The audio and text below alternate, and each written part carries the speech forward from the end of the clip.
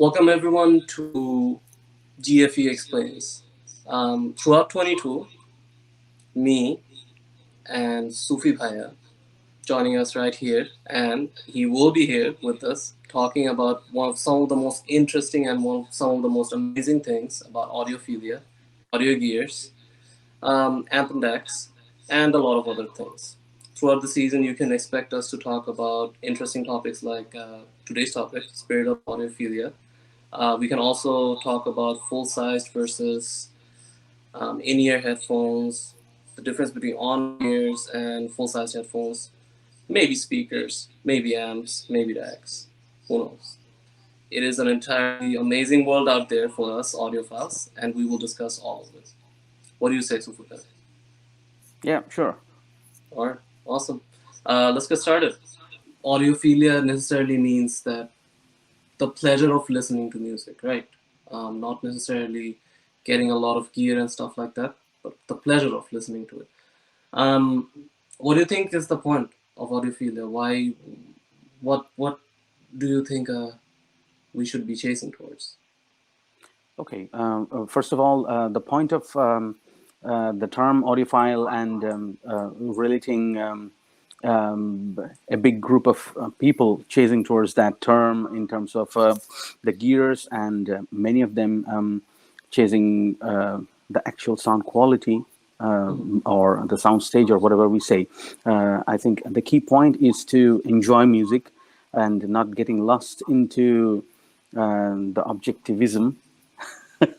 True. But yeah, it happens because every single component have their own unique sound, and the point of the audiophilia is to get as accurate reproduction as possible from a source.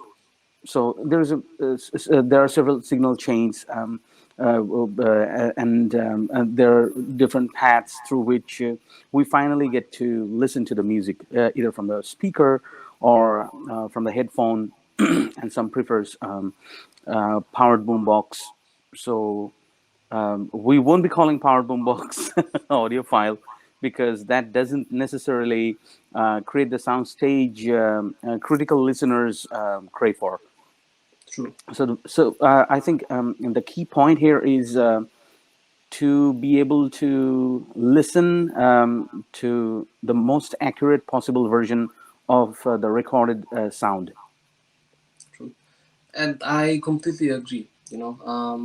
At one point, at one point, I think the chase towards audiophilia becomes more about statistics and accuracy is very important, but at one point you will see that people become a lot more obsessed about their gears, about kilowatt gears and stuff like that.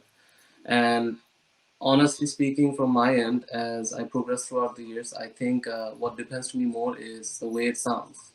Whether if the way it sounds amazing, just the way the artists try to describe it or not.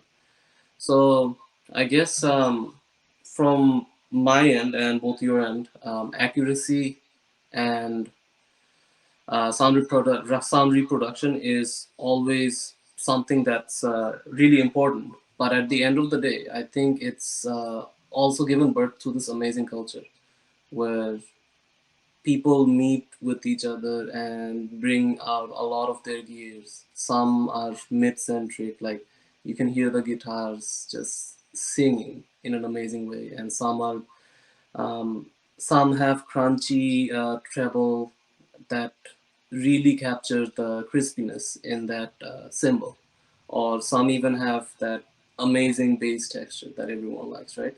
So honestly, I think audiophilia is like going into a candy store, right? Sometimes some gears are flavored, sometimes some are Yeah. unflavored. Some are good for you, some are not really good for you, but they taste amazing. So, what do you think about these things? Do you have any experience to share in these regards? Yeah, first of all, every human being is unique in terms of so many things. We're not gonna deep dive into that section, but Mhm. yes, every human being have their own perception about sound. That's why some likes bass heavy sound, and some really prefers crispy mid and treble. True. And then again, when it comes to not listening to headphone, but listening to the speaker, the key factor, what I think, is the atmosphere and the surroundings. Say, Mm. for example, well, I clearly can see that you have a nice clip speaker on a stand mount. So if I try to listen to any kind of music, or say for the sake of calibration and all, I'm listening to the same exact track from the exact same source and signal path, and same unique amp and preamp and DAC, whatever I call, in the same speaker, it would definitely sound different from what I'll be hearing and listening in your room, and simply because of the room treatment and the way room reacts to the sound. True. So maybe that's why people gets lost in this candy store, thinking that, yeah, maybe that might improve my bass, or maybe that might expand my sound stage and make it a little wider. Okay, so, but I guess the key point here is not only the source, but the listening room I'm using to enjoy the True. music. True. In general, I know that acoustics are very important, especially in speaker audio, and I know that they're really important when you're listening to open headphones as well, because your outside noise and interference also interferes with your ability to listen to headphones. So having a quiet environment in general, and also room acoustic treatment in terms of speakers, is also important. For me, I don't really need a lot of them because I have a really small room in my bedroom. Honestly, these are overkill. But other than that, if you have a bigger room, obviously you need a lot of acoustic panels and stuff like that for your speakers. With that being said, room acoustics and isolation is also another topic of discussion. It is a very advanced topic, very broad topic.